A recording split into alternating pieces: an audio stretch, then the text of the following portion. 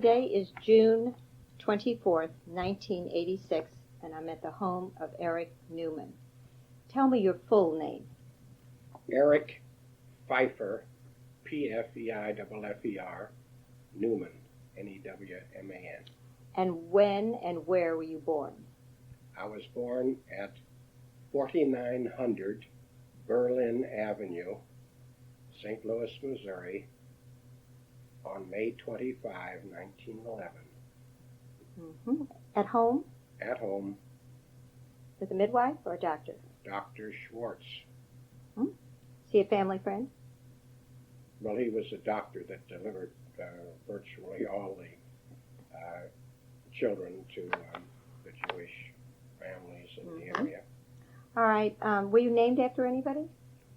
My first name, Eric, is a derivative from my grandmother's name. Her name was Frederica Grunauer, Grunauer, Newman. Uh-huh. Having the name Frederica was a little too much of a mouthful, and she was called Ricka. And therefore, that being a feminine name, the family decided to masculinize it and make it Eric, which very nice name. Is normally a German or Scandinavian name. Mm-hmm. And the Pfeiffer? Pfeiffer is my mother's family name. Ah. Well, we'll talk about your mother when it's her turn, because I want to turn now to your father. What was his name? His name was Samuel Elijah Newman. Uh-huh. Who was he named after? Any Elijah in the family before? I don't have any record of an Elijah before. What about the Samuel? Or Samuel either. Mm-hmm. Where was he born? He was born in Cincinnati, Ohio, September 1 or 11, I have to find out, 1878. Mm-hmm. All right. He grew up in Cincinnati? He grew up in Cincinnati. His father was his father was Elijah Newman, so he carried his father's middle name. Mm-hmm. What was his father had it as a middle name also? No, his father was Elijah Newman. Okay, and what do you know about Elijah? Elijah Newman came over to the United States approximately 1848 or 1849 from Germany, and moved into the Brown County area of Ohio. I have his naturalization certificate from, I believe, 1854, after he had been here for the necessary 5 years, and he renounced his loyalty to the King of Prussia and became a United States citizen. Do you know the story of why he came to the United States? Well, obviously, he, like many other Germans, both Jewish and Christian, came to the United States because of the 1848 revolution in Germany, or in Prussia as it was called then, because he was from the Berlin section of Prussia with some of the family coming from Pomerania. Is that nearby? Pomerania is east of there, called Pommer in German. He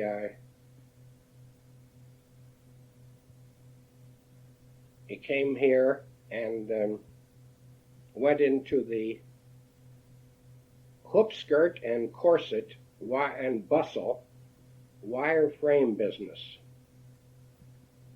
Interesting.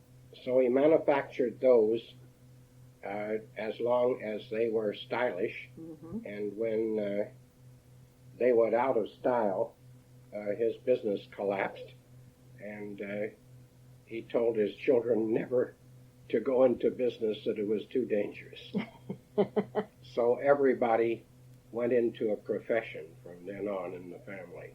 Wisely, possibly. Wisely, possibly. No, just a choice. Probably they were very happy in professions, which is exactly what happened. All right, well, back in the Prussian days, do we know that his father was in a similar to business that he went into? No, we have no record whatever of. Did he come alone? So far as I know, he came alone. Most of the other relatives were still over in Germany, and so we know that one of the Grunauers, that was his wife's family, went to Guayaquil, Ecuador, very near 1870, after working his way up through Central South America, and married and raised a family in Guayaquil, and there are over 100 relatives there today with carrying the name Grunauer and Loisa, L-O-I-S-A. That Grunauer came back to Cincinnati in 1901 or 2 and died there. But left children in down. Cincinnati, but left everybody else in Ecuador. Was that a brother of Frederica? Yes. This progenitor of the Ecuador group. Was it her brother? Yes, that was her brother. What was his first name? I don't recall. Okay. But he came back to die in Cincinnati. Yes. Interesting. And he's buried there. The Grunauers and the Newmans were were cousins, I believe, and so there was an intermarriage in the family between an uncle and a niece, which occasionally happened then, and was always something that was talked about because of the fear of aggrandizing particular physical faults of people, but it also aggrandized the good parts. The good points as well. It did. Now, as far as I know, I went to see my grandmother in Cincinnati when I was a very young boy, and she fell and broke her hip shortly thereafter, and as was so common in those days, she died of pneumonia, which was a result of being bedridden from the hip break. Her husband had died previously. Did the Grunauers come from the same area of As Berlin? Presumably. Yes, just Berlin and east of Berlin. Now, they had a number of children, of which my father was one. There was Charles A. Newman, Laura Newman Fletcher, Minnie Newman Schlanger, Herman Newman, and Louis Newman. Louis Newman went out to explore in Death Valley and disappeared and was never heard from again. As a young adult? He went as a young adult? As a young man, yes. And Minnie Newman won a trip to the 1892 Chicago World's Fair by guessing the number of beans in a jar, and met Herman Schlanger of Pittsburgh, Kansas, at the fair and married him in due course. Great. And they moved in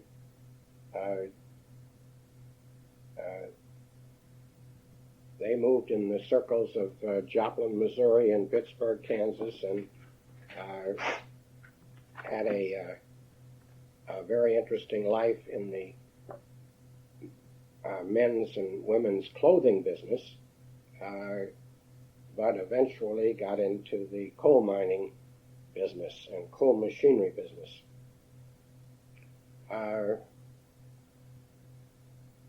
Herman?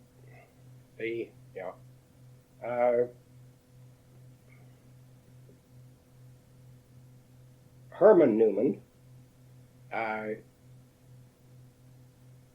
became a teacher of chemistry at the Walnut Hills High School in Cincinnati, Ohio, which was the school for the academically able, and he taught there his entire lifetime and enjoyed the chemical field very, very much.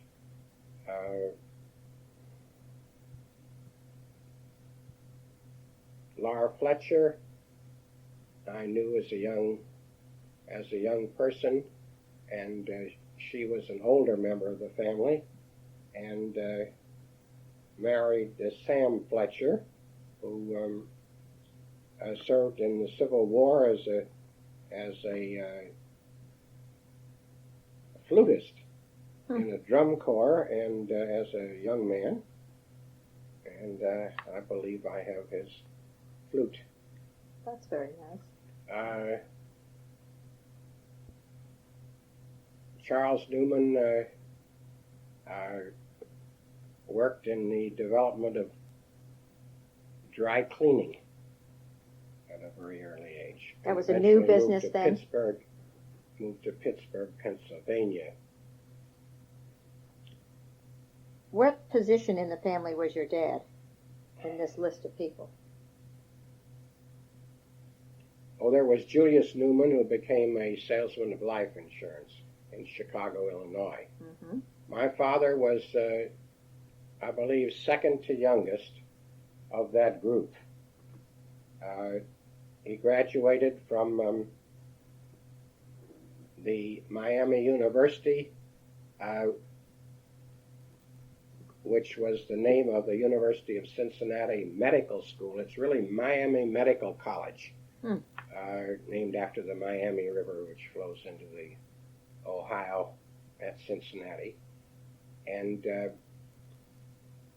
then, having finished the medical training there, he went to Germany to visit his relatives, but while he was doing his final medical year at the University of Berlin, it was common for doctors at that time to take their final year as a training under the German medical knowledge, which was considered the finest training you could get at that time.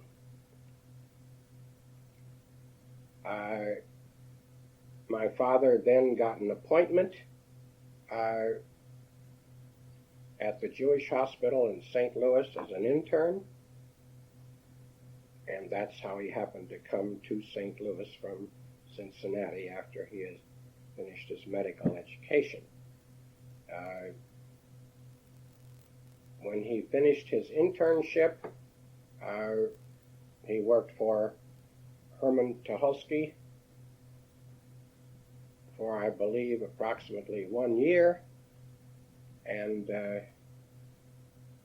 then joined Jerome Cook, who was a doctor, and the two of them officed together for their respective lives. Was he a general practitioner, as they called it? No, my father was a surgeon, and he did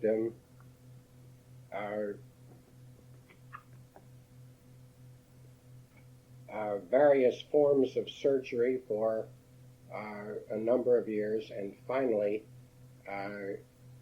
specialized only in proctology and became the leading proctologist in this part of the country. He developed instruments. He wrote a number of treatises on proctologic techniques, as well as various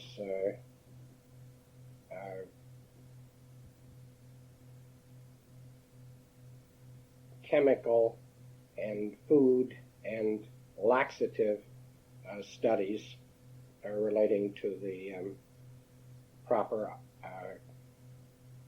function of the bowel. Mm-hmm.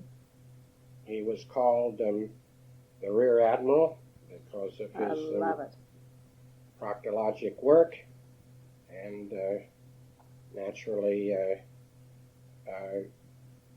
it was often said that he made a perfect ass out of anybody he worked on. He was an artist and was able to draw and paint, and developed a complete set of plaster casts, images, negatives, and then a positive from that, of the various forms of illnesses of the rectum and the anal tract, and these he would paint in a lifelike way and use for lectures and demonstrations. Because he taught in the hospital? He taught at the Jewish Hospital at Washington University Medical School. He was on the staff of St. Luke's Hospital as well as Jewish Hospital. And he went to the various meetings of the American Proctologic Society, and that was the basis for the second trip to Europe that I had in 1927. Wait a minute, maybe it was 1924. With him? The whole family went. Mm-hmm.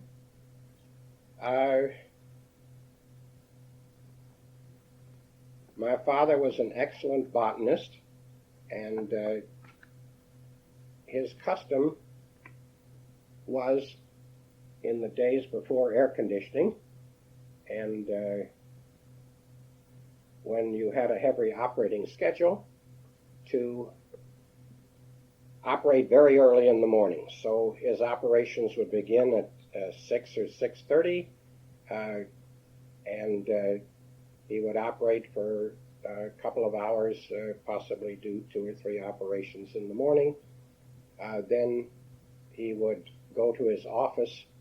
He kept office hours from 11 a.m. to 12 noon in the Metropolitan Building on Grand Avenue in St. Louis, and then in the afternoon, after at about 1 or 1:30, he would come back to the hospital to check out his surgical cases, and by 2:30 or 3 o'clock, he had finished his day and came to relax at home, and then that gave him the opportunity to work in his garden and to do raise flowers and do botanical work, which interested him so much.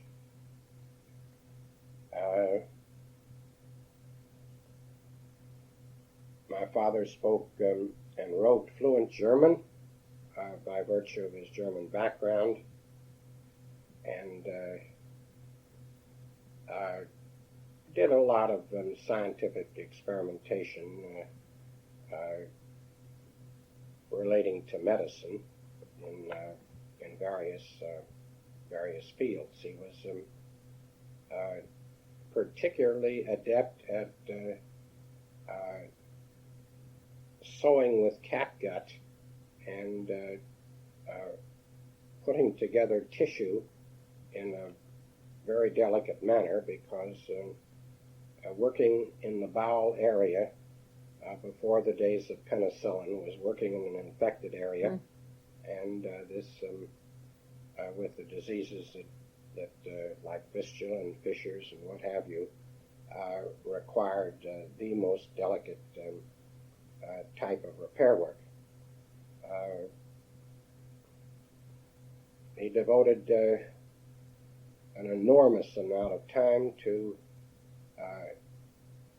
charitable medicine, as was customary for all doctors to do at that time. He went to clinics, primarily at the Jewish hospital, and that would be 1 or 2 days a week for whatever number of hours he felt it was necessary. He went to the city sanitarium on Arsenal Street and operated on and treated the mentally ill for proctologic difficulties, of which they had a great many because of their mental handicap. He used to make house calls at any hour of the day or night, and very often I had the fun of going along and sitting in the car doing my reading or other tasks while he went in to see the various ill people. So I got to travel all over St. Louis with him when I had the opportunity, and he'd suggest that I go along. I want to go back to, just for a moment, after the hook business ended, did your grandpa start any other business since he had all these children to raise? No, he did not. He died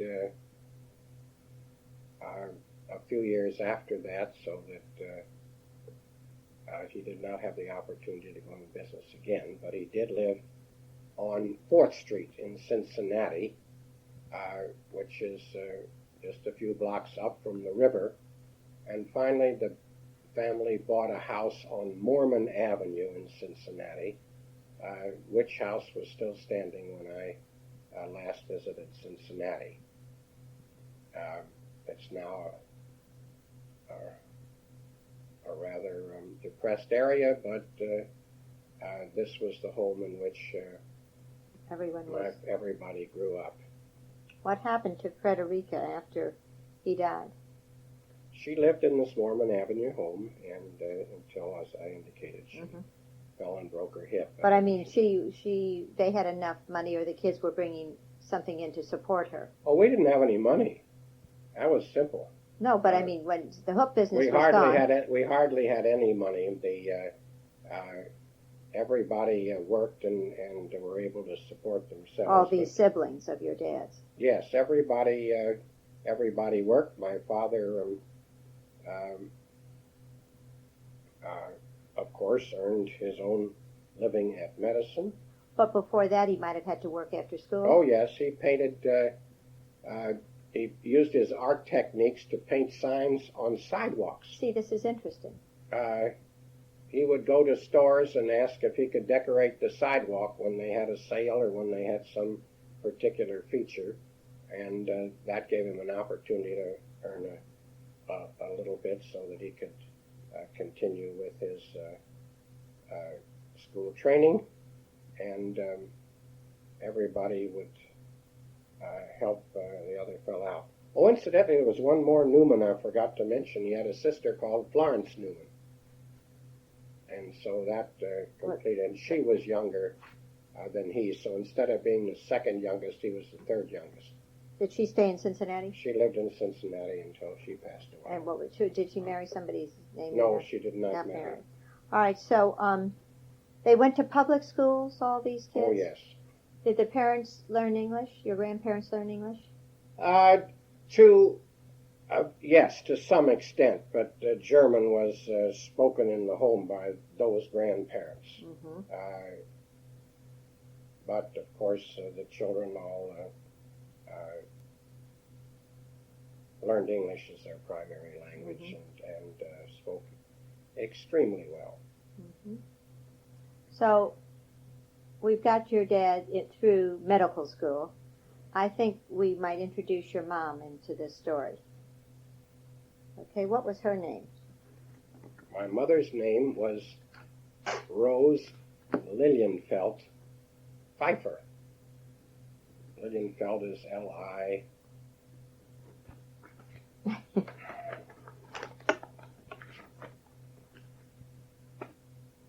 Just a minute, hold it. Can you shut the machine off a minute? Sure. Yeah. We were starting to talk about your mother and her names. Right. Rose Lilienfeld, Lilienfeld. Pfeiffer. Pfeiffer, Pfeifer. All right, when was she born? She was born September 1 or 11, 1883 in St. Louis, Missouri. Mm-hmm. And do you know her parents? Did you get to know them? Yes, I knew her parents very well. I would like to start by talking about her grandparents, since Okay. I know a little bit about them too. Okay.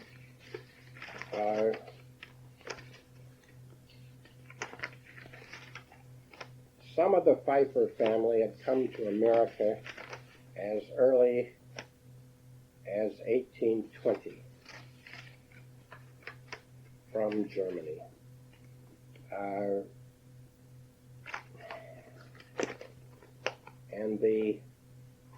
But none, these were all cousins, but apparently the first one of my antecedents came around 1848 or 1849 and was named Jonas M. Pfeiffer.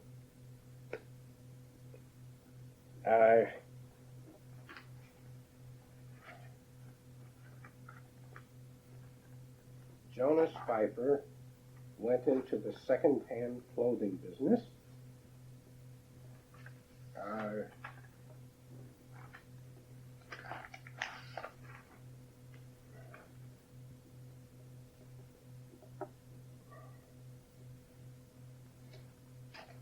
Did he come from that same area in Germany by chance? No,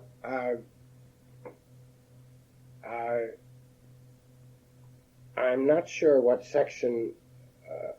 I think he's Bavarian. Mm-hmm. And his place of business was at 608 Franklin Avenue, where he had his second-hand clothing store, and he lived above the store. This is Rose's grandfather. Yes. Mm-hmm.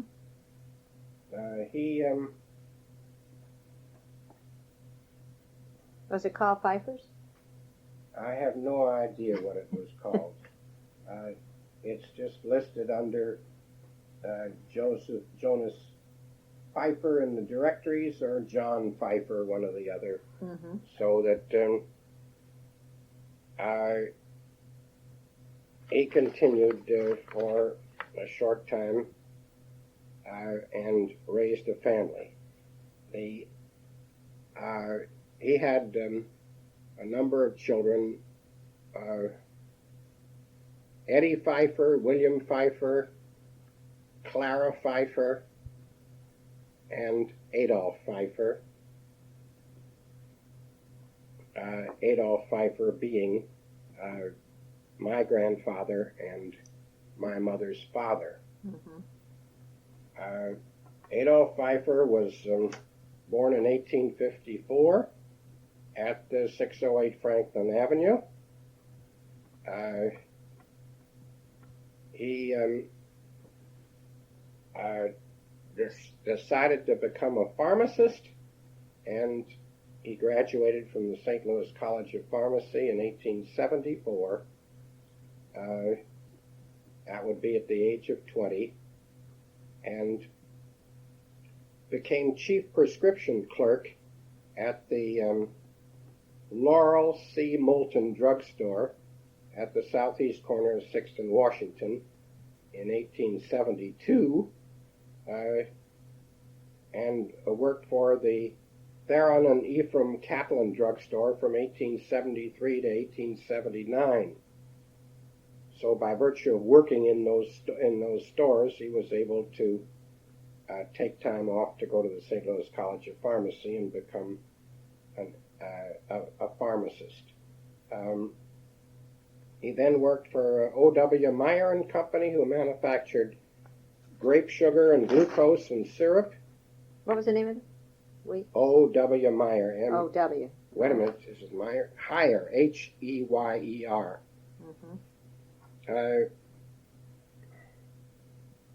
Their place of business was at 610 North 2nd Street in St. Louis. And then in 1881, he went back to the retail drug trade and had a drugstore at 924 North 8th Street. His own? I believe so. Mm-hmm. Although he might have had somebody sharing it. Mm-hmm. I don't think that was his own store. He may have had the drug department. Else. No, that was a drugstore, but he just worked there. Mm-hmm. Because my investigation shows that in 1881, he opened his own drugstore at 3625 North Broadway, which is the corner of Broadway and Salisbury Street, and he lived at 912 Salisbury Street, later moving to 808 Salisbury Street. Living nearby. Living very nearby. In 1884, he opened a downtown drugstore at 806 Olive Street, and he lived above it. This was his drugstore operations on his own required him to be present 24 hours a day when he was working in at Salisbury Street. He would sleep under the counter, and if somebody would knock on the drugstore at night, he would roll out from under the counter and get up and serve the person and then go back to work. He carried a good stock of patent medicines and leeches and everything else that was normally carried by the drug trade at that time as having an opportunity to get people well. You must have really been with it day and night. Well, it was very, very hard work. And so in 1887, he organized the S. Pfeiffer Manufacturing Company, which he named after his wife, Sadie Pfeiffer, to manufacture drugs and patent medicines.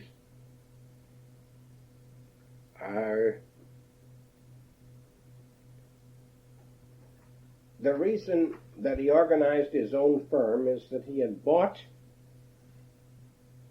the drug business of Emil Schoenfeld, Schoenfeld,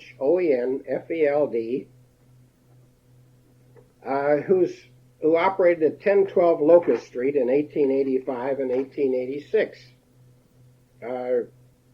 Schoenfeld had created a laxative known as Schoenfeld's Kidney and Liver Tea. And Adolf Pfeiffer undertook to manufacture and distribute this kidney and liver tea.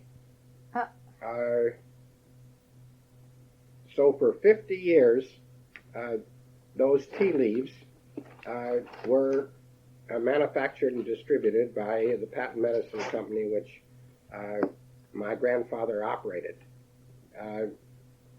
He was president, and his wife, Sadie Pfeiffer, was the vice president, and this firm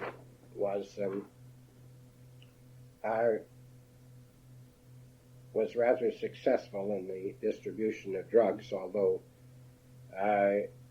after a while he began to realize that some of the drugs he was selling did not do what they were supposed to be doing. The Schoenfeld's kidney and liver tea was a mixture of various leaves that wouldn't hurt you, but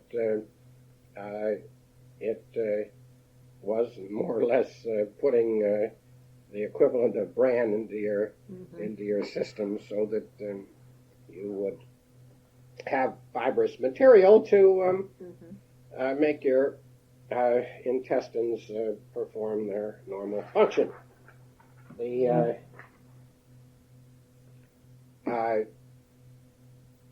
went away to Europe, I believe in 1914, with his wife on a trip to see their family, and as it was a custom in those days, you left a power of attorney with someone to run your business and to do the things that were necessary for you, because a lot of people died when they went to Europe or disappeared and all. I mean, it was a very difficult thing to make trips that early. And while he was gone, the lawyer with whom he left his power of attorney, without any authorization whatever, sold the patent medicine business to two of his relatives. The lawyer's relatives? The lawyer was a relative, and two other relatives had bought the business from him, and our family almost never got over that unfortunate action. So, and there was no redress? No what? Redress, I mean. Well, they got some money for it, but it didn't. It put him out of business, and he was extremely unhappy to learn this when he got back from Europe. Imagine that.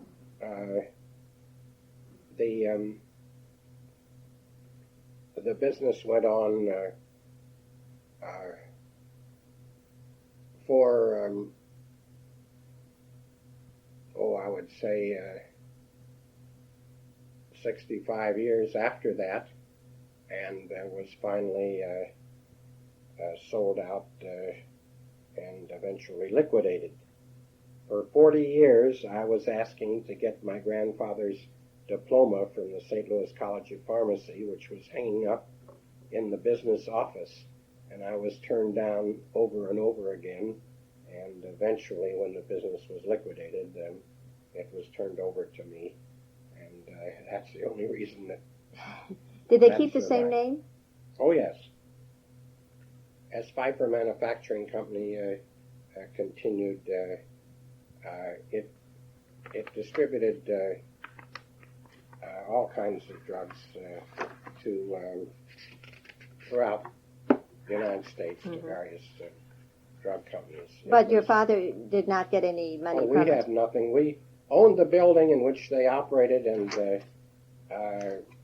we got maybe $200 a month rent out of the building, and so that was just a piece of real estate that we ended up owning. My grandfather then went into the real estate business, and he used to try to buy properties and operate them to support his family, and his big deal, which sent all of us to college and what have you. I would say my mother sent me and sent any number of us to college, was he leased a building at the corner of 6th and Washington Avenue for $16,000 and rented it to someone else for $18,000. This was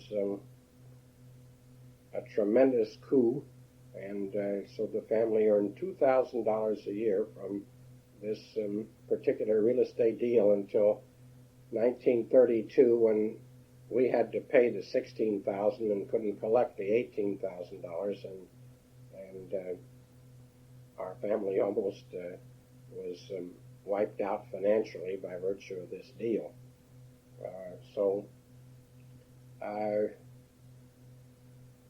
Then my grandfather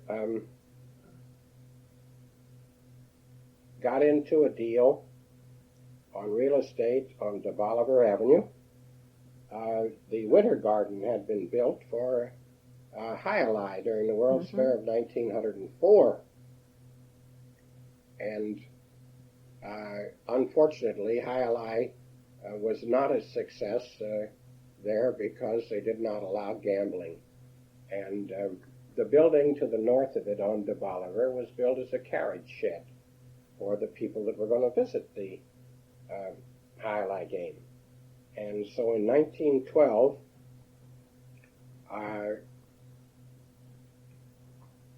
my grandfather bought this particular building, which is 528 to 544 De Bolivar Avenue, and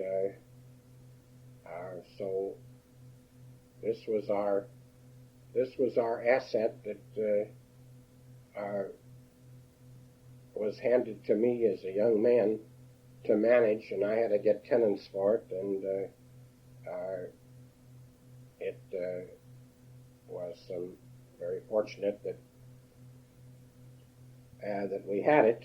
It is still there. We still own it, and it has had no tenants in it for 6 or 7 years, but it used to have Wagner Electric and National Foods and Borgiomi Motor Company and a number of fine tenants in its prosperous days, but the building has virtually fallen down, and so it's now a lot with some dilapidated improvements on it, but it'll come back again. As the area has already started. Yes, it'll. So well, in the Winter Garden days, it was a nice area. Oh, it was a very nice area because De Bolivar Avenue had everything from Joe Garavelli's delicious ham sandwiches with brown sugar gravy for 10 cents and roast beef sandwiches that are packed so high, and there was Dornzeller and ice creams, and hazelnut it was tarts. Hazelnut tarts. Hazelnut tarts. Everything was peppy on De Bolivar, and of course it was very near the park, and so in our early days, of course, it was not too far from my home on Berlin Avenue, which was now changed to Pershing Avenue during World War I, because it was wrong to have a German name on a street in St. Louis. So now my grandfather died in 1918.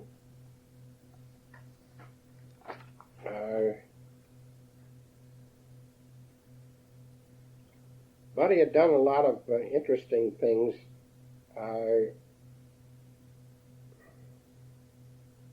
He had moved to 2931 Lucas Avenue in 1889 when his pharmaceutical manufacturing business could be operated in the back of his home, and this is where my mother earned her allowance by packing Schoenfeld's kidney and liver tea in boxes so that she could spend her allowance on whatever was necessary. So finally, and my mother was born at this Lucas Avenue address.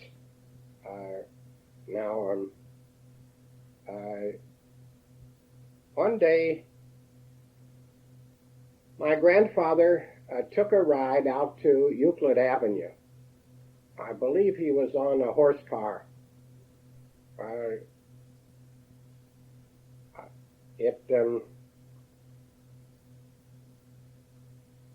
It was probably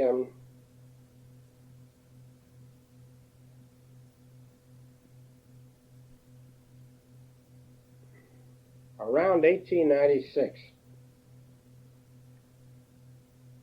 And when he stopped at Berlin Avenue, at the corner of Euclid and Berlin, he saw a man who was very dejected, sitting on three unfinished houses. They were under construction, and my grandfather went over to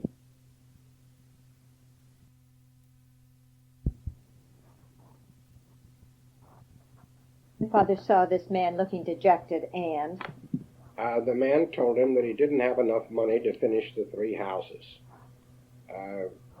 So my grandfather saw that this was going to be a lovely neighborhood at Berlin and Euclid Avenue, and so they negotiated, and he bought these three houses in their existing condition, and undertook to finance them and complete them. And so this was the place that they moved. In 1899, my grandmother and grandfather, Adolf and Sadie Pfeiffer, moved to the third house, 4908 Berlin Avenue, and we had tenants at 4904, which were the Friedman family,